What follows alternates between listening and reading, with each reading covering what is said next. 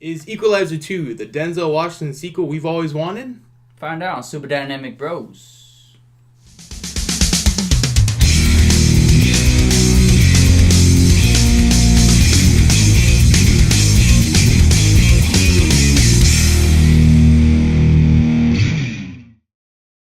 You ever see Star Trek? Very good. Call 911. Go time. Roll it down with a good grind and I run out with a bouton. That's a relay race with a bouquet. They say, K, you gon' marry mine. Yeah, okay. They killed my friend. So I'm gonna kill each and every one of them. And the only disappointment is that I only get to do it once. Die from last y'all. Die from last y'all. Die from last y'all.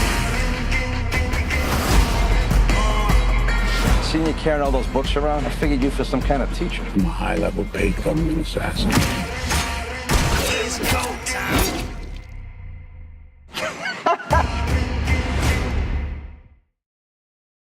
Hey guys, welcome back to Super Dynamic Bros. I am Michael Sarabona. I'm Isaiah Amato. And today we're going to be reviewing Equalizer 2 starring Denzel Washington.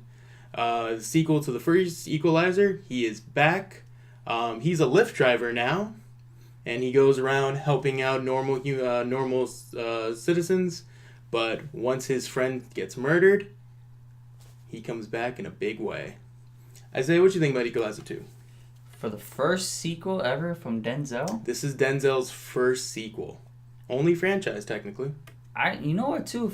When you watch the first one, at the end of the movie, it's like, okay, this is good ending, nice, good story, close the book.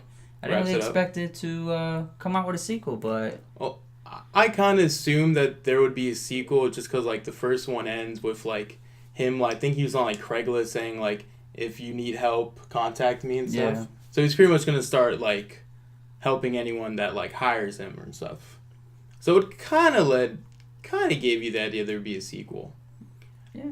I just didn't, I thought this one was just okay. Like, it's a really, really good Denzel performance in just a mediocre action movie. yeah, the thing about with this one is, like, the first one is he has a main story and he does a little bit of side things here and there. Like the first one, he's helping out the security guard, lose weight and all that. This one, I felt like they focused a little too much on the side stories than the main story itself. Yeah. Yeah, to the point where I'm watching, I'm like, I'm interested in the side characters now, and I was like, what is this movie about? Like, what was the main story again? There's like a good 20 to 30 minutes where like they completely like go off track from the main story. Yeah. And they're just focusing on a side story. And there's just a really weird pacing issues with this movie. Like, it felt a lot longer than what it was.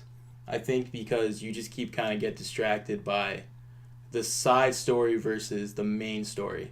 Which the side story is okay, but at a certain point I'm like, damn, I'm actually kind of more interested in that than what this main story actually is. Yes, I felt the same way too. I'm like, wow, this is more interesting than what his main goal is and throughout the whole movie.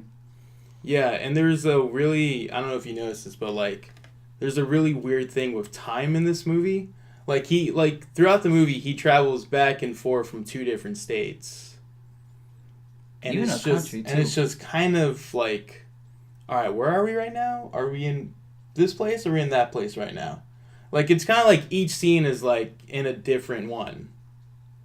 And I got lost a little bit. I towards caught the on middle. to that too. Like, I remember he had to go to, I think it was Washington. Yeah, he goes from Washington to wherever he was before. Exactly, remember. and I'm pretty sure they weren't close by each other. No, because I think it's like every 5 minutes he says, I need a ride to the airport. Exactly. Yeah. But But like I said before, like, it's a really, really great Denzel performance. This is exactly what you kind of want from Denzel Washington.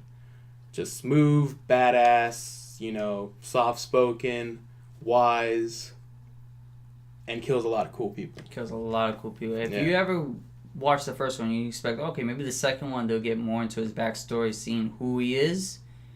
They do in this one, yeah. A little bit. A little bit. Give you some light of who this character really is. But I kind of like that they don't touch up too much in his backstory. Yeah. Because then you get like a really kind of cool sense of mystery of him. Like, I enjoy Definitely. that. I enjoy little sprinkles of who he used to be, but I don't need an entire like prequel about it. And yeah, let's talk about like the villain in this movie. Yeah, It's a mystery villain, sort of. Mystery kind of gives you a little twist. Villain, who he is, but then again, it's like It's a little predictable. It kind of is. I caught on to it throughout in the middle of the movie.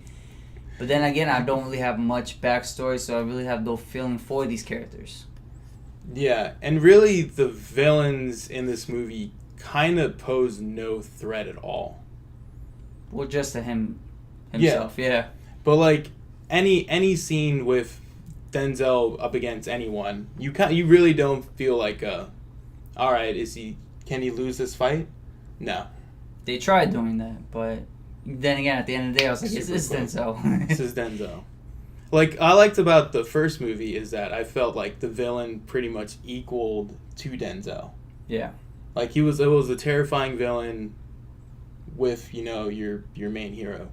This one, it's like a really puny kind of villain against Denzel. Like, it's just, I didn't really feel like a sense of, like, danger. Yeah, endangerment for the character. It's something vulnerable that he felt like he was going to lose or injured or... Didn't feel any of that. No. And that for me was a big issue I had with this movie. With the pacing and just like, I didn't really feel a sense of danger or threat at all. So, it's a really good Denzel performance, and like I said before, it's a bland, kind of mixed bag of an action movie. Like, if we're gonna go off our rating scale from dynamic, delightful, decent, disappointing, and dreadful, I'm giving it a decent. I was gonna feel the same way. Decent, Yeah. good. Like I said, good popcorn flick. Good. If you like the first one, you'll like the second one too. I don't see why not. I enjoyed the first one. I think the first one first one's great. Yeah. Yeah, way better than this one. Yeah, this one has some of the stuff that you loved about the first one. The whole him like strategizing everything first before he does everything. The watch. Yeah, timing. It's such a good gimmick. No, it makes them different yeah. from like a Jason Bourne or a John Wick. It gives them that distinct characteristic of him strategizing everything out, him doing the timer to make sure, like, I guess he's trying to beat his own time score, trying to keep within a certain time. He's like me trying to play a game, like, I gotta beat my best score. Exactly, in under 30 seconds. Yeah. All right, guys. So thank you for joining us today on Super Dynamic Bros. Please make sure to follow us on Twitter and Instagram at Super Dynamic Bros. Please like, share, and subscribe. And guys, have a dynamic day.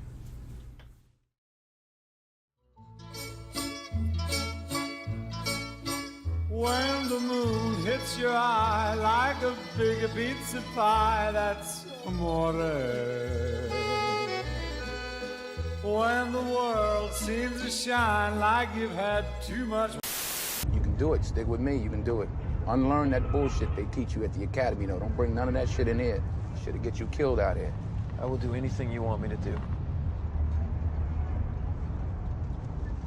Mine.